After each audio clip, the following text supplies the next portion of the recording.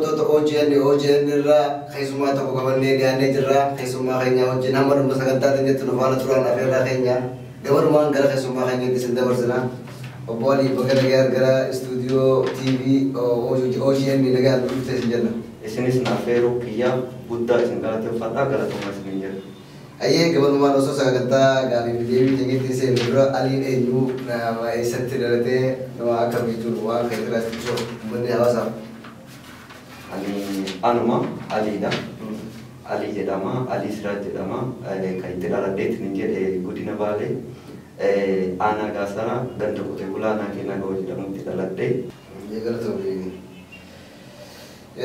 Mee haala tokko irraa wal bareednaa haala deemamaa jiru irraa. Mee Ali haalli biyya teenya keessatti adeemsifamaa jiru yeroo ammaa kana akkamitti ilaalta? Biyyi teenya gara biraa gara deemaa jirti. Hunda dursaa osoo gara biyya keenyaatti deemuudhaan duratti uummata keenya kan haga ammaatitti qeerroo teenya kan haga ammaatitti wareegamaatiin hin jiraniif galata galchuuf hin barbaada. Wareegamtoota haga ammaa haala sa'a kanaatitti argateetiin wareegamaatiin hin jiraniif galatooma isaan du'eetiin hin jedhee rabbi isaanii haaramu karaan isaan irratti du'aniitiin hin jiran karaa sirriidhaa biyya teenyaaf argiteetiin wareegamaniitiin hin jiraniif. Kanaaf ammoo warra darbeetiin hin jedhee rabbi haaramu rabbi argitee jannata hayroo fi warra miidhameetiin hin jedhu madaan isaanii madaa argiteetiin hin saree nu haa ta'u jennaani warra hidhameetiin hin jirus rabbi nagaa nu haa hiikuu jedha. Gara gaaffii ati nagaa uffateetti yoo deemuudhaaf yaale haalli biyya teenyaa hedduu ulfaata. Maaliif yoo jenneetiin hin jenne biyyi teenyaa rakkoo hamaa keessa jirti yeroo kana keessatti. Uummanni Oromoo akkaan gabbayeetiin hin xuruuramaatiin hin jira akkaan argitee miidhamaatiin hin jira kun ammoo hunda waan argiteetiin uummata Oromoo ta'e hunda isaatu laallata uummata Oromoo akkaan miidhaa jabaa keessa jira kan ammoo uummanni Oromoo haala jiru hunda kaaba osoo hin jenne kibba osoo hin jenne walirratti ilaaluu osoo hin taane hundi isaa haga danda'ameetiin hin jedheen ka'ee dhaabbateetiin waan kanaa ofirraa ittisuu hin qaban jedha. Inni biraa uummanni keenya haala hammaata kana keessa haala takkaa keessatti jigeetiin hin beekne keessa jira yeroo kana dur yoo fudhateetiin hin jenne waan waggaa 27tti rakkoo kana hin arginitti amma argaatiin hin jira jechuudha uummanni keenya. Waggaa 27 darban keessatti hin argin amma yeroo kanatti argaatiin hin jira jechuudha. Waggaa 27 darbetti yoo xiqqaateetiin hin jedhe akka amma argiteetiin sirni akka amma hammaataan akka amma keessa jiru kun takkaa'u argees hin beeku arguufillee hin taa'u jechuudha. Kan ammoo uummanni keenya walirratti ilaalu osoo hin taane jabaatee ka'ee walirraa argiteetiin hin dhoowwu qaba. Har'atti yoo fudhanneetiin hin jenne haalli isaan ittiin ka'aniitiin hin jedhan haala hammaataadha. Akka amma laalaatiin hin jirru kanatti godina 3 godina 4 argiteetiin kan caalle keessatti miidhaan deemaatiin hin jira jechuudha. Garuu kana osoo hin taane akkuma yeroo gaafa master pilaaniin 2014tti uummanni keenya ka'ee falmee ofirraa argiteetiin hin TPLF ofirraa jiisisanitti ammas ka'ee sirna kana ofirraa jiisuun qabaa jedha. Kan biraa uummanni keenya walirratti ilaalessi har'a akka adda dureetitti godinni argiteetiin miidhaan hamaa irra jiru godina Harargee lamaanii fi Arsiidhaa. Godina Harargee lamaanii fi Arsii lixaa Baalee hamma tokko argiteetiin Arsiidhaa jechuudha. Kanarraa kaafeetiin hin jedhe uummanni keenya kun rafaatiin hin jira jechuudha. Wanni kun deemee dhufaa jira hunda isaaniittuyyuu. Yoo yaadanneetiin hin jenne ji'a 5 ji'a 6 dura Wallaggaa fi Gujii yoo fudhanne rakkoo akka ammaa kanatu irra gahaatiin hin ture rakkoo har'a Arsii keessatti Arsii lixaatii fi Harargee irra gahaatiin hin jiru kanatu irra gahaatiin hin ture waan kana ammoo uummanni keenya itti cichee ka'ee falmatee mootummaa gamnoonfataa kana ofirraa jiisuu qabaan jedha. Yoo kana kan taane taate dhufaa jira manatti illee sitti dhufaatiin hin jiranii waan manatti sitti dhufaatiin hin jiran kana ati ofirraa deebisuu sirra jiraata. Dhugaa dubbachuuf yoo taateetiin hin jedhe uummanni keenya dhugama akkamitti akka lolullee ni beeka. Maaliif akka lolullee ni beeka ka'ee waan kana ofirraa deebisuutu sirra jiraataa jedha. Yoo kana kan goone taate tokko manatti sitti dhufanii har'a yoo yaadatteetiin hin jiraatu taate ganamarraa Arsii lixaa Shaashamannetti waan ta'eetiin hin jedhe wayii sitti himuu fedha. Arsii lixaa Shaashamannetti nama karaa deemu nama lama ka karaa deemu naannoo duwwaa tokko jedhan nama karaa deemu ufii dhawanii ajjeesanii shanetu nama kana ajjeese shanetu nama kana shanetu argiteettiniini meeshaa qabatee humna waraanaa keenyarratti darbate yaada jedhu nama karaarra deemu ajjeesanii ufiifiiti maal jedhan shanetu argiteettiniin rifeensa ciratee mataa haaddatee isaanii argiteettiniin humna keenyarratti argiteettiniin boombii darbuudhaaf jedhu qaban haga ammaatitti haga yeroo ammaa kanaatitti reeffanuu kennaa jedheettiniin warri kadhateettiniin warra dhoowwatanii jechuudha. Kuni maa inni waan argitee waan akkanaa kana Wallaggatti dalagaa maatiin ture kana ture. Uummata Oromoo Wallaggaa irratti dalagaa turan, Gujii irratti dalagaa turan. Waan santu har'a dhufee argiteetiin Arsii keessatti Arsii lixaa irratti hojjetamaatiin hin jiru. Waan kanatu argitee ammallee deemee Harargee irratti hojjetamuuf ta'aatiin hin jira. Yoo yaadatteetiin hin jiraattee garuu har'aa kana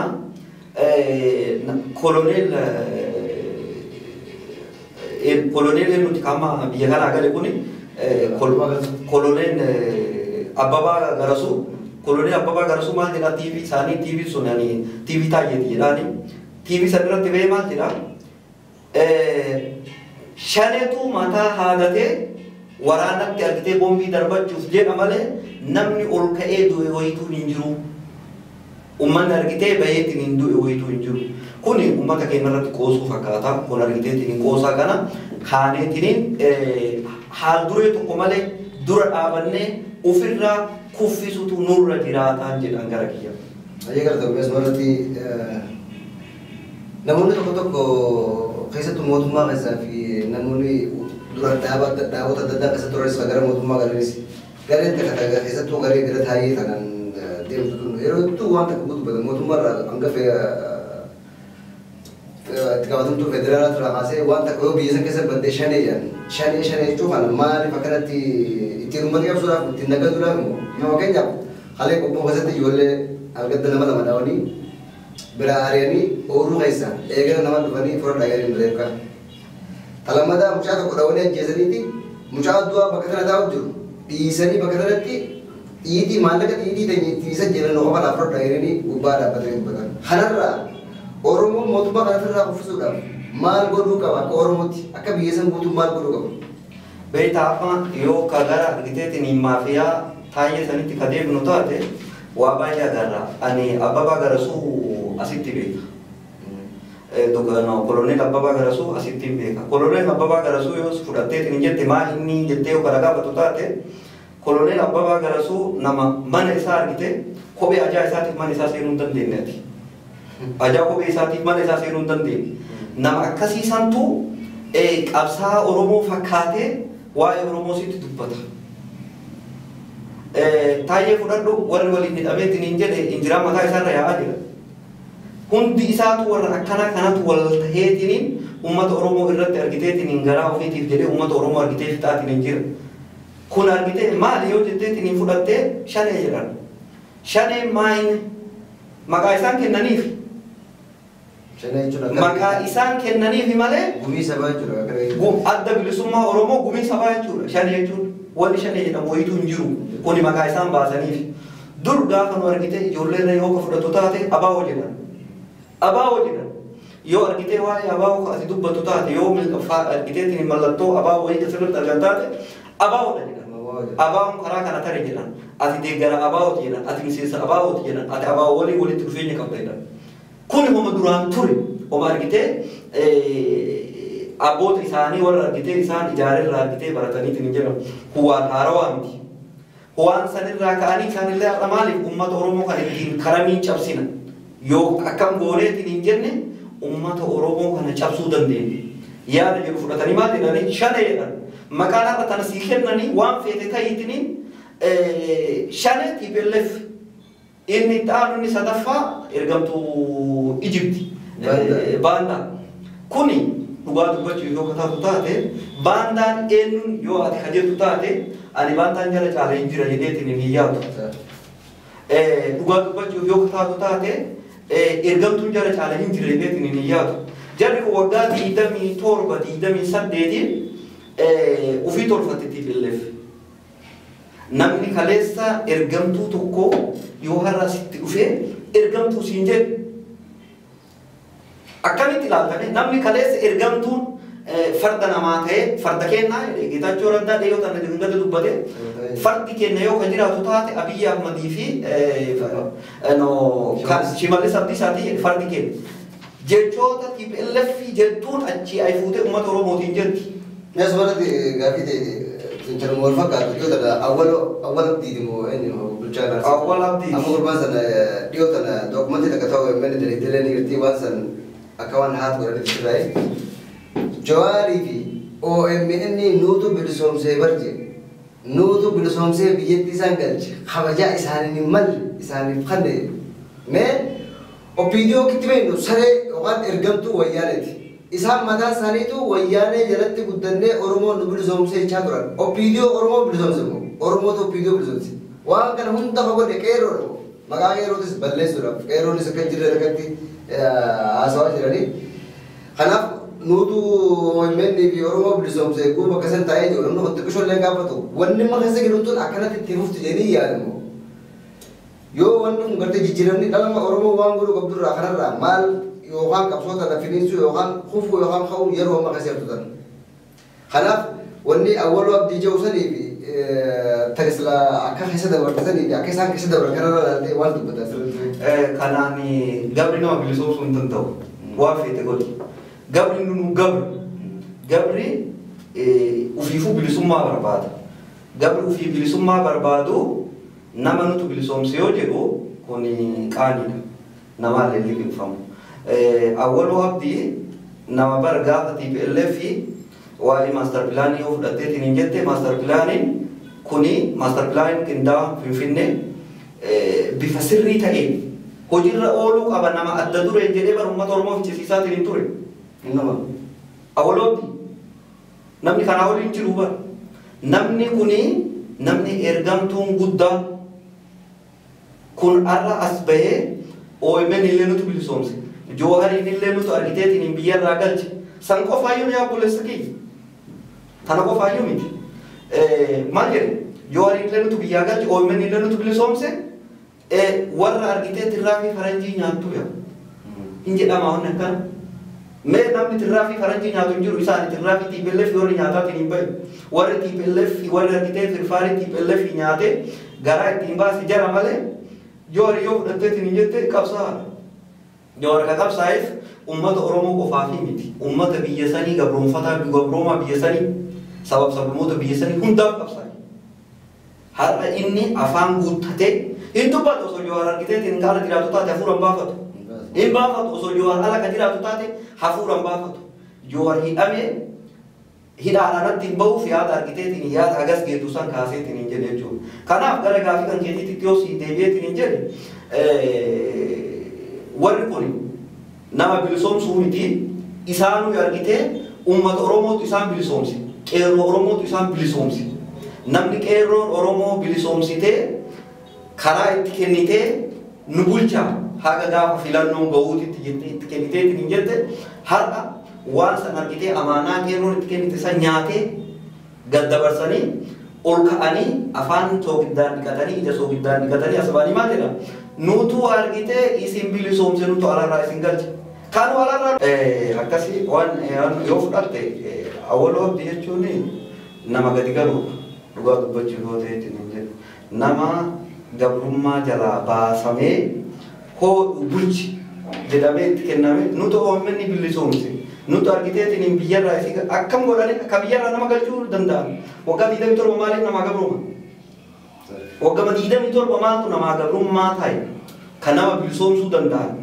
nama ufiifuu bilisoomeetiin hin jedhetu nama bilisoomsee alarraa nama galche isaanuyyuu wayyaanee jalaa bilisoomseetiin hin jedhe qeerroo Oromootii fi sablammoota biyyaati kana ammoo dagatee nuti bilisoomse nutu argiteetiin akkana godhe kuni kijibesaati namni nama bilisoomsuu kan yoo fudhatteetiin hin jette uummata asaasa osoo gaafatteetiin hin jette nama hagamaa ajjeeseetiin hin jedhe OMN daawwachuu dhageettan OMN osoo daawwattanii dhageettan jechuun argitanii jirtanillee jedheetiin hin yaatan sun hunda namni irratti dalageetiin hin jedheenu awwal abdii jechuun barmaa inni beekama nama bar akka Qur'aana Rabbiititti جاس وي دغاي وي من دغاي ما جري اول وقت ياتي نو كيسا باتي امتا كان نور رافيتين نغير نغا بانا جنني جناني ما نون جري اسم قران امنتني مي جدي اي قران امنا بل اسم قران امنت سنتي ان اللي دابا كانت ويانت امنا نما كان نما ارغيته ويانت امنو كانتو اسديبي ارغيته سيمبل سومسين نمني ارغيته وفي فون بل سوم ار بل سوم ما تنام بل سوم وارغيته غبا سنه ارغيته تني ابي يقول جدي كو مالي وان بيرا وان نقول دندو يتجرو وانت كون يقول جرو برها ويتا ارغيته كابينين هاتي كانتو حاقود دنتو انغو ويو عبد الرجلتو برين اكرام الله سيغل بري فمان الله سيبر منستيرا اكاديمي الله سيراني منستيرا اكاديمي الله سيجو ما نيمتا قبري الله سيغو يجو نما قبري الله سيغو يجو نما كانتو او امني في جوهر بلسوم سي يجو جوهر اول يو بلسان نلاتي او امني لا اول يو جلقا بيو بلس وان بلسومتي ندلا دناتو بلسوم سي جونو كون ارغيتي ني كيدي برب جيبه كون كانو سينجر aye kharma wala ma wae suci kero ni yasa tir to halat dena fakay jama dana media la gugudanis lamile biyalatis Pakistan jaratan akawar me alati magala fitne gudo petu gasli sonu gugudanis sirne kharala ma wala irina bo ma nanole to kohse tar ke gar silita gasetina ridi dev dirana no brasle bakata kata kadima jira خلاص نانو في فيديو نما جوار محمد يارو نما ني رجواني حالي من ترى نيران ترى رجوع فيا سال سيدو يدي سارا جوار بسول بونجرو بهاني تين فمچو كمو مو غو جوار واته هودا وخلو تو اول جساد خاني بو كمان خلاص ور في فيديو مال بروف هنگام ما سوچي ترى كذا ترماچ ور نانو في فيديو غرايو سبتا بسول دا كولير واغار كذا ترى كذا نما ترى انا ما يو غرنا نو في في حال جوهري كاجل تاته هندا درا فيا جوهر ارغيتيني عرب نوارا كبلنا نما چالا نمني ديساني كه مدة تبات جوهري اولين جرا يجون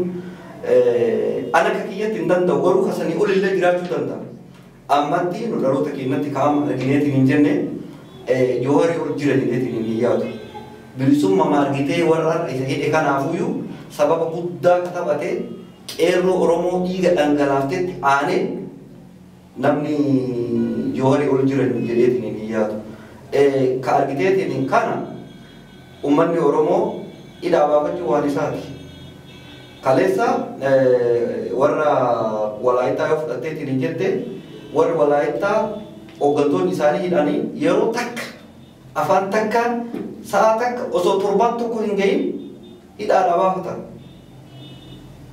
kana jechuun Oromoon kan hin godhu jechuu miti ni godhu maaliifi anti qoysii waan amma asirraa natti mul'atu wayitu jira maaltu natti mul'ata haalli qindoomina qeerroo biyyaa godinaalota keessa jiranii fi ala jiran qindoominni isaanii hagan hunda natti mul'atu maaliif jennaani gaafa kana dura mormiilee kana duraa yoo fudhannu taate yeroo takka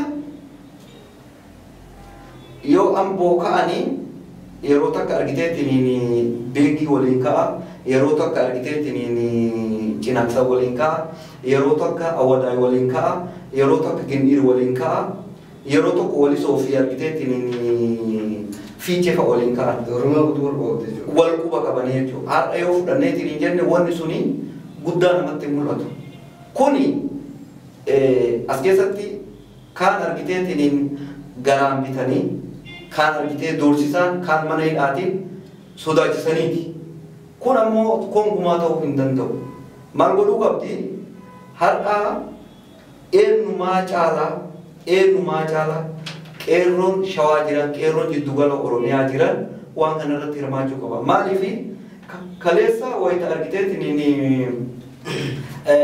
burraay weeraramtu namni adda dureen qabsaa'aatiin hin ture Oromoo Harari namni adda dureen qabsaa'aatiin hin ture Oromoo Arsiiti Baalee Gujii Wallagga afran dabalatee hundi isaanii osoo argiteetiin walloo nafi jechuudha. Har'a ammoo Oromoo Arsiitii fi argiteetiin Oromoo Arsii, Oromoo Wallaggaa, Oromoo argiteetiin Hararitti laaluun kun isaa ala guddaadha. Laalus hin qaban. Maal jennaaniin eenyumaa ol sirni kuni eenyu oli Oromoo Arsii yoo fudhatteetiin hin jette Oromoo Arsii, Oromoo Harar yoo fudhattee jette ofirraallee deebisan. Waan biraa yoo dadhabanii godina ofii bilisoomsatanii godina ofii keessatti nagaan jiraachuu hin danda'an. Sirni kun ammoo eenyumaa caalatti rakkoo hamaa kan inni fuudhee dhufuun jiru warra Shawaati. Maaliif warra Shawaa jettee naan jedhe? Warri Shawaa istiraateejiidha. Bakki har'a kanatti lafti isaanii yoo gurguramte mallaqa baasuu dandeettu lafa godina addaa jirtu taniin. Lafa godina addaa jirtu taniin. Lafa godina addaa jirtu tuni yoo fudhatamtu taate lafa godina addaa kana yoo irraa ka buqqisan taate ummanni kun eessa baqata? Eessa baqachuuf ta'a? Warri irra Shawaa warri irra taa'u kun eessa baqachuuf ta'a? Baalee Barsiitti baqachuuf ta'a? Hararitti baqachuuf ta'a? Obboleessi isaa kaarlee wayitiinni duubitti ilaale kun bor ijatamiin bira dhaqee bira dhaabata. Bor ijatamiin dhaqee fuuldura isaa dhaabata. Yoo argitee akkaataa inni jiru kana itti ilaaleetiin hin jiru bor akkamitti dura dhaabata. Kan hoo maal gochuu qaba? Har'a ka'ee afaan takkatti ummata kan dura dhaabatee sirna nafxanyaa ka waggaa 150 nurra turee nurraa xiqqoo hafuura nu baafatee nuti deebi'e kana ka'ee afaan takkatti ofirraa cabsuu qaba. Yoo bakka kanatti kana kan goone taate gabrummaa waggaa 150 sanitti nu deebisuuf ta'a jechuudha. Kana ammoo namni adda dureen ka'u ummata Shawaa kana ta'uu qaba. Kamiyyuu caalaa keessattuu ummata Shawaa yoo jiru hundaa miti amboo kaatee lolaatiin hin jirti. Wali sokaateetiin lolaatiin hin jirti haga guyyaa har'aatitti wareegamaa jirti. Har'a sabbata yoo dheeteetiin hin jette nagaan taa'aatiin hin jiran. Burraa yoo dheeteetiin hin jette nagaan taa'aa jiran. Kaadha soba argitee kana goone jedhan kanaa miti. Sandaafa yoo dheeteetiin hin jette akkana godhaatiin hin jiran. Qaallitti duukaan galaan yoo dheeteetiin hin jette nagaan bishooftuu dabalatee nagaan taa'aa jiran. Wanni har'a Harar irratti taa'aa jirtu, Hararratti uummata Harar keenya Oromoo Harar irratti taa'aa jirtu kun borsinaan qabdu. Sirraan haftu kun. Gabbaatee loltullee du'uun kee hin oolu. Mana teettullee du'uun kan kee hin oolu. Sihin argitee mana iyyuu teette du'uun kan kee hin oolu sun gabbayi tokko ajjeesii du'u. Inni biraa wanna nam asirratti jechuu barbaadu. Uummata Oromoo hiriirri kana booda akka kiyyatti hin barbaachisu. Hiriira yoo baateetiin hin jette harka qullaa bahuun hin barbaachisu. Bakki itti harka qullaa itti bahanii fi bakki argiteetiin hin hatee argiteetiin waa argiteetiin itti baatee mirga kan kee itti gaafattuu fi bakki sun addaan taasisu. Bakkeen ati harka qullaa harka kan kee marsitee ofirra qabdee baatu sun bakka mootummaan nagaa qabu jirutti baata. Bari yoo fudhatteetiin hin jette mootummaa wayyaanee haga argitee guyyaa lamaan sadiin kana keessatti uummanni naftanyaa fite kana mootummaa wayyaanee finne. Mootummaa wayyaanee fite waggaa 27tti bari. Wayyaanee saame malee. Bari saame mootummaa wayyaanee mallaqa saame malee lafa Oromoo gurgurate malee lubbuu Oromoo ajjeefne bari. Bar lubbuu Oromoo akkatti ajjeefne akka argitee baala mukaatitti bari harcaafne. Bari kun jala taa'ee harcaasaa jira. Har'a shanii daa'imni waggaa shanii shaneedha. Daa'imni waggaa shanii ajjeesanii daa'imni waggaa shanii Harar awwaalaa itti ajjeesanii bari. Shaneedha daa'imni waggaa shanii. Afaan kamtu shanii si jechisiisa. Amma ganama kan arge Nubiyaa miidiyaa qaama taa'ee danda'a san irratti koloneel Abbabaa Garasuu shaneetu jiinsii uffatee mataa haadatee bombii osoo uummatatti darbuudhaaf deemu osoo qaama keenya nagaatti darbuuf deemu ofirraa tarkaanfii itti fudhate. Yoo yaadatteetiin hin jiraatte kalee malee deengatta itti gaafatama Geetaachoo Baalchaa kominikeeshinii Oromiyaa kan ofiin jedhu kuni maal jedha? Nutu osoo uummata shaneetu waraana waan godhaatiin hin jira humna nagaa irratti isaa meeshaa qabateetiin hin bahu uummanni ofirraa deebise. Humni nageenya ofirraa deebise difeensi godhe jedha. Kijiba rabbi jibbeetiin hin jiru. Har'a uummanni yoo gaafii qabaate karaa nagaatiin haa bahu. Mee biyya kamtu biyya nagaa kamitti mootummaa nagaa kamitti namni gaafii ofii karaa sirriin gaafatee argata deebii argata. Kan deebii argatu nama nagaha Joowar Muhammad. Baqqalaa Garbaa hidhamtoota siyaasaa ka osoo badii takkaan alatti osoo waan tokko hin godhin ka'anii hidhan ummata kamtu mootummaa kamitti ummanni gaafii fi karaa sirriitiin gaafate gaafii gaafate ammoo deebii kam irraa argadha jedheetiin mootummaa naftanyaa kanarra gaafata kijiba rabbi. Alimee gaafii biratti dabalaa. Akkuma beekamu akka gaafa jalqabattis namoottis beeku namoottis harkee yeroo saniif akka nama shakkee beeku dubbatanis yoo maqaan isii laamroo jedhamtu yeroo saniif Haacaaluu bira jirtu jidduutti dabamsiisanii ta'e argee federaalaa afaan maqaa tokkoon nam sadii baate ta'uun waamee ta'uun yaamee ta'uun akka irraa itti waa'ee tokko yaamu turte sakkisaa deebisanii irra yoo akka mana murtiitti dhiyeessaniitu dubbatamaa jira wanna kun maal gaafa san maaliif dho'isanii sii tana hanga ammaa ta'uu isii jirti maaliif jirti amma maaliif dhiyeessuu danda'a. Kuni osoo san dura hin dhaqin hin duratti obboleessa keenya Haacaaluu Hundeessaa numa mara gatti dhagahame obboleessa keenya qabsaa'aadha numa hundatti gatti dhagahame isa ajjeesuu jechuun uummata Oromoo ajjeefnaa uummata Oromoo argiteetiin hin dhabamsiifnaadha kaayoon isaanii gaafa sanitti garuu akka carraa ta'eetiin inni dhabamullee uummanni Oromoo hin dhabamne kakka isaa argiteetiin kumaatama rabbi argiteetiin nuu kenne ammas nuu kenna Haacaaluu Hundeessaa kan lubbuun isaa dabreef Waaqayyo nafsee isaa waan haamaaru biyyoon itti salphatu jenna. Waa'ee argiteetiin intala sanitti yoo kan darbinu taate diraamaadha. Beektaa diraamaa tokko yoo dalaguu barbaaddeetiin hin jette taatota qaba. Diraamaa namni dalaguu kan jedhamu taatota qaba. Taatonni hundi isaatu gahee isaa dalaga.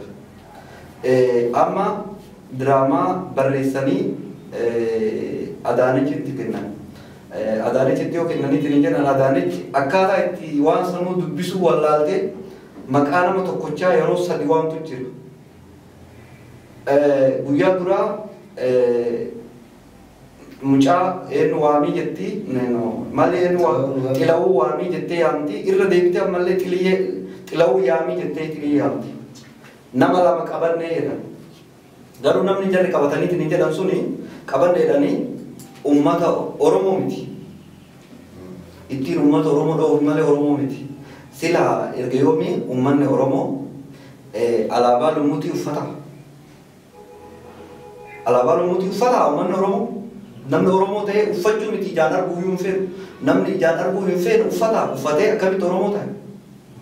Namni amma ajjeesan jedhan maaliif yoo har'a waan san maqaa san dhawanii maqaa namicha sanii san yoo ka dhawan taate ummanni Oromoo ni beeka. Ammallee eenyu akka ajjeesanii beeka. Waan sanii qabatamatti laamrooti waliin jirti.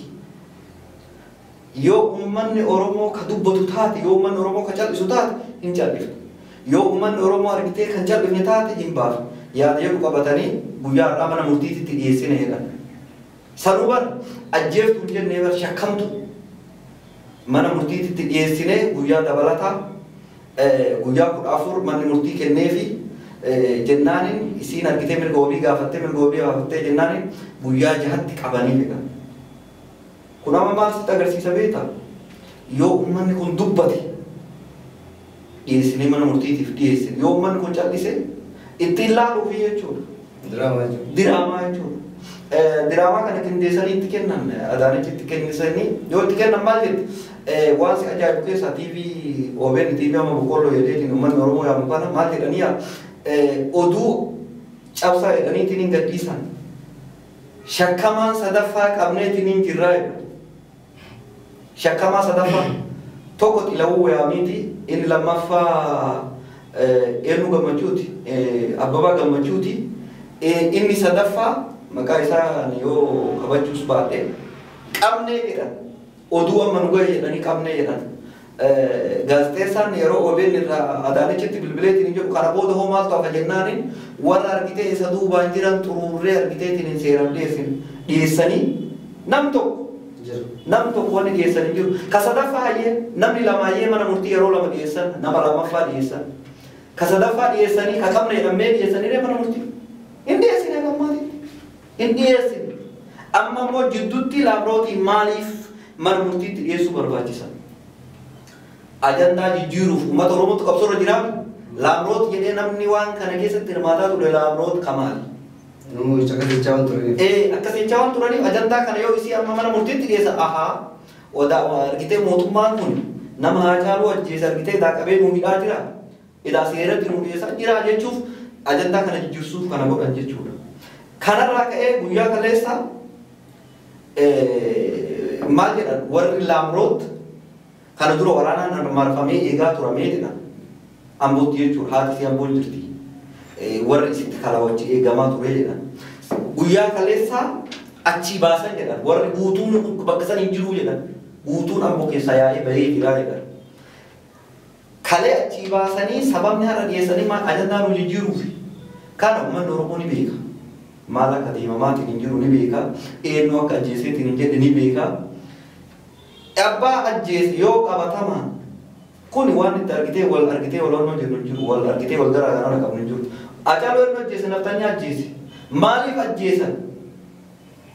ajjeesan barani yoo naftanyaa jedhu uummata Amaaraa jechuun biyyaa miti ati beeku qabdu naftanyaan Oromoodhas Oromoo ta'ee namni argitee sirna kana keessatti hirmaatu naftanyaadha. Guraagee ta'ee yookaan Kambaataa ta'ee yookaan Sidaamoo ta'ee sirna kana keessatti yoo hirmaatu taate maal jechuudha naftanyaa jennaan naftanyaa jechuun maal bar nama qawwee qabatee qawwee si ajjeesu jechuudha. Nama meeshaa waraanaatti fayyadamee si ajjeesu maal jedhama naftanyaa jechuudha. Naftanyaa jechuun maal inni nama dimokiraasii hin beekne jechuudha. Nama dimokiraasii nama argitee gad taa'ee teessurra taa'ee si waliin mari'achuu hin beekne. Mariin isaa maal inni yoo ati waa jettee niitiin hin jettu qawweetti fiigi. Deebiin isaa rasaasa sii kennaa jechuudha. Kana naftanyaa maaltu qoricha? Maal gochuu qaba uummanni keenya? Uummanni keenya akka kana dura dhumate kaga'e qaama argitee akka kana dura harka argitee marsitee abiyyi argitee abiyyi masti goo jechuun ani amma yeroo kanatti waan barbaachisu natti fakkaatu. Abiyyi masti goo jechuun kan dandeettu yoo caasaa isaan jala jiru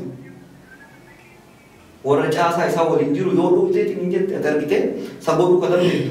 Fakkeenyaaf bilisiginaa maalirra dhaabatte kan dhufteetiin hin gandatti sitti gantartu. Maalirra dhaabattee sitti dhufti.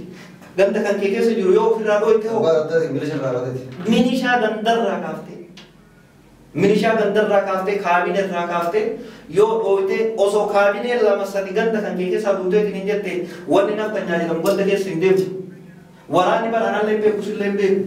Nam tokko hin beeku waraanni yoo ati fuutee itti fiddeetiin hin jette si beeka. Kabiraa poolisii Oromiyaa gaachana Oromiyaati gaachana Oromooti beekamaadha. Poolisii Oromiyaa faayidaaf jedhanii uummata Oromoo ajjeesuu irra hin jiraatu. Sirni kun hin darba. Kaleessa wayyaaneen hin darbite uummata Oromootti haftan. Bara warra Hayila Sillaasee keessa tajaajilaa turtanillee gaafa dargiin argitee Hayila Sillaasee dabarseellee uummata Oromootti haftan, uummata biyyaatti haftan. Har'allee sirni kun hin bada gaafa sirni kun badeetiin hin jedhe eenyutu hafuuf deemtan uummata kanatti hafuuf deemtan. Ummata keessanitti hin dhugaasina ummata keessa waan godhina. Keenya wayyaaneen nama biyya keessatti waan hedduu gootellee bakka itti galtu qabdii galti. Gara biyya ofii galti. Isaan isa galan. Isaan kun bakka itti galtan hin qabdan ummata keessan hin tuqina. Ummanni keessan ila wannaan ummata kiyyaan ila mallee ummataan ila jiru. Ummataanii wayita baale achi kaatu Harargee dhaabbattee ilaaluun isirra hin jiraatu. Wayita argiteetiin Harargeen achi kaatu warra Wallaggaa dhaabatee ilaaluun isarra hin jiraatu. Kun fakkeenya guddaan dogongorri guddaan uummata Oromoo irratti dalagame wayita Wallaggaa fi Gujiin argitee waraanamtu uummanni Oromoo rafee ilaala. Wanni argitee Gujii fi Wallagga irratti gahaatiin hin ture dhufaatiin hin jira Oromoo maratti hundatti dhufaa jira. Dhufaatiin hin jira. Gujitti dhufe Gujii fixe Gujiirraa Katareetiin hin jedhe Baale seene Baaleerraa Arsiitti dhufe Arsirraa Harar seene. Bara Harariin qofatti hin dhaabatu Gudiin addaa dhufuuf deema Finfinnee dhufuuf deema Shawaa dhufuuf deema bara Shawaan har'a raftutuun bara nu caalaa garafamu namni taa'u namni Arsii caalaa garafamu taa'u bara jaraa bara lafa kaayoon isaanii guddaan yoo Arsii Shawaa waliin hin hirmaatiin Shawaan adda ofii ka argitee uummanni Harar ofirraa dhowwan ka argiteetiin uummanni Baalee argiteetiin wayitii inni boo'u bira dhaaban gaafa argitee Shawaan bira dhaabata.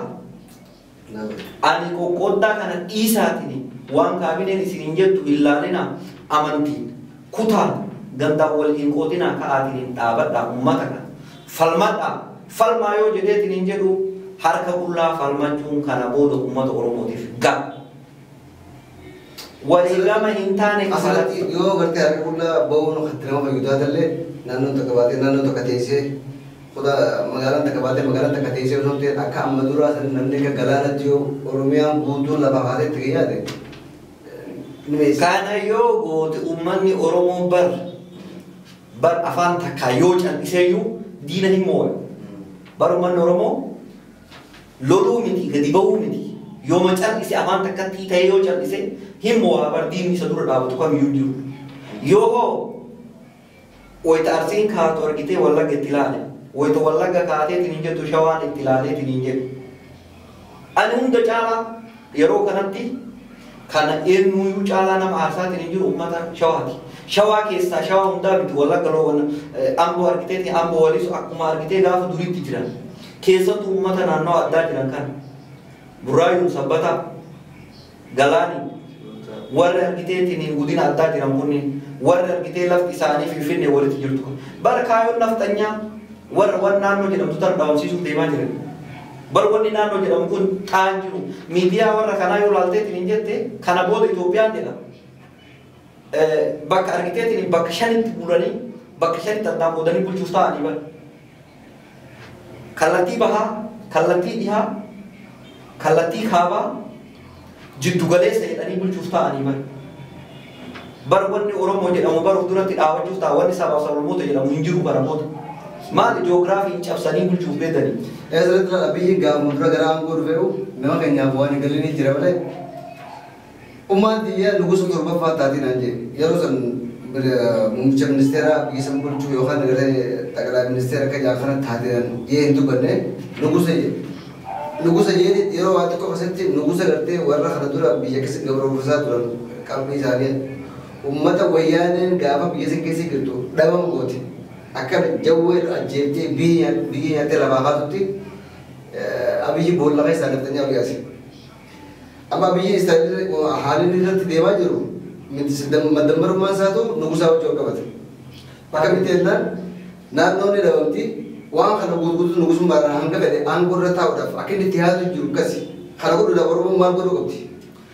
Bakka isaa osoo bakka Oromoon maal ta'uu qabdi osoo hin gahiin duratti ummaan isaa gaafa nugusa torbaffaa taate jettuun kan torbaffaa taataa jettee jettu kan si hoo eenyu si ajjeese jettee ni gaafatti ummaan isaa tan itti himte eenyu harka guutee jettee itti himte. Silaatiin bareeda. Osoo silaasan itti himte bareeda eenyuun harkatti duutaa barduun isaa nafu. Hayila Sillaaseen nugusa ture. Nugusa ture. Hindu'e. Hayila Sillaasee mana fincaanitti darban. Dargii dhufee mana fincaanitti darbee irratti biiroo ijaaratee waggaa 17 irra ture. Wayyaaneen dhuftee ka argitee dargiin irratti fincaan godhe san irratti mana ijaarattee irratti waggaa 27 dhiichisaa turte. Abiyoot dhufee jara qabrii keessa jirtu san qabrii keessa ol baasee sagaraa san keessaa baasee ekera isaanii uf dura kaa'ee ekera isaanii irraa laaleetiin biyya bulchuuf deemu. Kuni uummata Oromoo argiteetiin itti jabeessa malee wanni irraa hir'isu wayiitu hin jiru. Wanni ammallee duubatti deebisu wayiillee hin jiru. Amma istiraateejiin amma inni qabateetiin hin deemu kun istiraateejii kufaadha. Kufaadha waan tokko wayiitu iyyuu hin ga'u. Maaliif nugusa kaayaa yeroo jaarraa argiteetiin nugusni keessa jirru miti jaarraa 21ffaadha. Namni tokko karaa diimokiraasiitiin dhufee wal dura taa'ee sagaleedhaan wal moo'ee akkasitti argitee biyya bulchuu danda'a. Sagalee wanni jedhamu wayiitu hin jiru hin kajeelamullee hin moo'ullee. Akka moon illee uf beeku osoo akka moo'u qabee kutaate osoo moo'u qabee kutaate Joohariin hin hidhu hidhamtoota siyaasaa takkattiin tuqu osoo moo'e osoo jaalala argitee uummataa qabaate. Oromoo miti Amaarri har'a inni yoo argitee waa ta'eetiin hin jedhu itti fiigu kun sagalee isaan kennitu. Sagalee isaan kennitu. Maaliif eenyummaan hatta Amaarummaan nu Minilik nu maal jettu kun sirna nugusaa san hin barbaaddu. Sirna cunqursaa san hin barbaaddu. Sabaaf sablammoota waliin jiraachuu barbaadde. Ka kana dura argitee sabaaf sablammoonni godhee argitee maqaa sabaaf sablammootaatiin miidhaan irra gahee maqaan isaanii tuqamuufuyyuu uummata dhiifama gaafataa jiran. Har'a wanni inni waan kana godhee maali? Ejja galatoomii Ali magaafii dubaratti si gaafachuu barbaade isaan keenya gara dhumaa deemaa jirti. sochii nama yeroo ammaa kana biyya keessa deemaa jirtu maal ta'uu qaba maaltu gara fuula duratti akkam taatee akkatti fufuu qabdu hawaasaa godhanii. Uummanni keenya wanni godhuu qabu tokkummaadha. Uummata Oromoo irraa wanni tokko wanni biraa wanni eegamu wayitu hin jiru. Hunda dura tokkummaan uummata Oromoo jiraachuu qabu. Tokkummaan uummata Oromoo yoo jiraatetti hin jedhe uummanni Oromoo loluu miti. Gadi ba'uu miti mana yoo taa'etti hin jedhe uummata kana of keessaa baasa. Of keessaa uummata kana wanta wanni dhaabatee isa eegu wayitu hin jiru. Yoo uummanni kun itti gadi ba'ee ittiin gurgurin irraa hin bitin irraa hin nyaatin irraa hin dhugin maal irra taa'a? Wanni irra taa'a wayitu hin jiru keessaa gadi ba'a keessaa be'ata. Kanaaf uummata Oromootiif tokkummaa barbaachisa. Kan biraa maalii fi Harargee fi asitti xiyyeeffatan yoo ka jennu taate bakki nafxanyaa osoo itti hin moo'in osoo argitee itti hin moo'in harmallee muran harkallee muran osoo guyyaa tokkocha gabiin keessa hin taa'in keessa itti badde harka muraa aanoleetii fi calanqu akka seenaatitti yoo argiteetiin akkasii nu taate. Kanaaf bakkeen argitee iyyoon guddaan borullee nu dura dhaabata jedhanii ka yaadaniif bakka guddaan kana. Maaliif bakka guddaan kana ta'e tokko uummanni kun harka guddaanii naftanyaa kanatu wayitu waa jedhu maal jedhaa gara amantiitti hirkata. Amantii ortodoksii kanatti hirkata. Beektaa gara amantii ortodoksii kanatti hirkata. Maaliif hirkata harki guddaan naftanyaa kun eessaa bahee gita bittoota Amaaraati. Achi bahee isaanoo maal qabatanii deeman? Amantii kiristaana ortodoksii kana qabatanii deeman. Kabar ummata bara yoo argite ummatuma nagaa kararra deemu kana bishaan itti naqxee kiristaana si goone jedhanii. Kiristaanumti hararra ati kana booda kiristaanumti jirta ati argiteetiin kana booda ati musliimaa jedhanii. Maaliif kana godhan gara kee ufiitti as cabsuuf ittiin qabatanii keessaan deemuuf. Bakki guddaan irraa ammallee irraa ka'e dhaqee bara argiteetiin Haile Sillaasee duraa koloneel Hussein Bulee yoo fudhatteetiin hin jette nama jabaadha. Nama argiteetiin dhugamu nama jabaadha. Nama naftanyaa akka ajjeesu nutti mul'ise. Qabsaa'ota akkasii kana jechuudha. Gibira gabbaruu fi ka'ee waan sawween irraa ka'ee as dhufe gobba dhufe yoo gobba dhufeetiin hin jedhu mallaqa qabatee dhufe bara mallaqa yoo qabateetiin hin dhufe hin hanqattee mallayni yoo hanqatteetiin hin jette deemi fidee taafteetiin hin jettu guutuu sirraa fuudhe. Kan inni itti gabbaru kun lafi ta'ee nuti isaati. Horiin inni itti gabbaru ka'ee nuti ka isaati. Hayi uummanni kun akkamitti akkana naan jedha. Gadi ba'ee mallaqa inni irratti didisanii qawwee bitate. Isaa obboleessatti illee galee Amaara bakka isin gaafa san naftanyaa bakka isin jirtu ajjeese. Edaa naftanyaa qawween ajjeesuu hin dandeetti. Bar warri kun wayitu faarsu argitee nu qawween nu ajjeesuu jedha. Nu hidda warra Salamoonaa waatu hin jedhaa bara. Nu hidda warra Salamoonaa waatu hin jedhaa bara. Nu qawween nu ajjeeftu warra hin jedhu kana.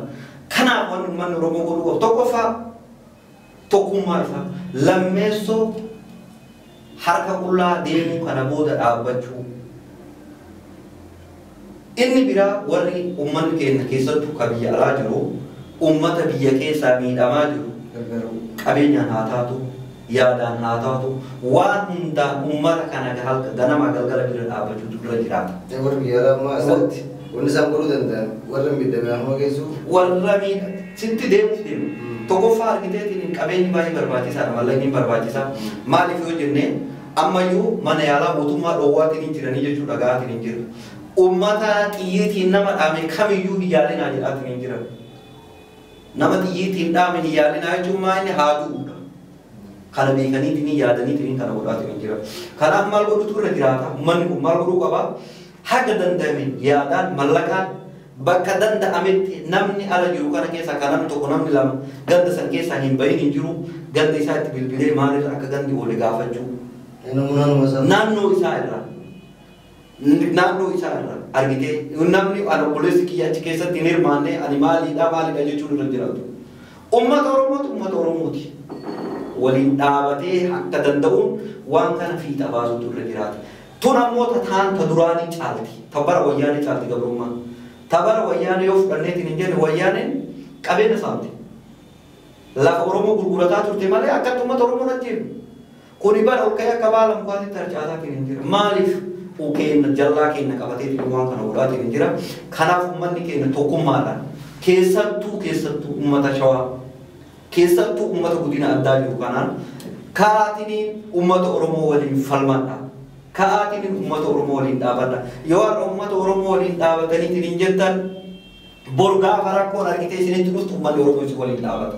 Yoo kana kan goone taate qilleensa irratti argiteetiin hafuufteenna numartuu waliin dhaabatu. Yoo miti kaa jedhamu taate namni godina ofii biraan dhaabata. Godina ofii biraan dhaabata. Durillee gaafa durillee har'a gaafa achi isin bukkisan yoo har'a kalaaltan taate eenyu dura namni bakka sanii buqqa'uuf taa'u isin. Warra argiteetiin godina addaa jiru kan magaalatu ka'aatii uummata Oromoo waliin dhaabbadha.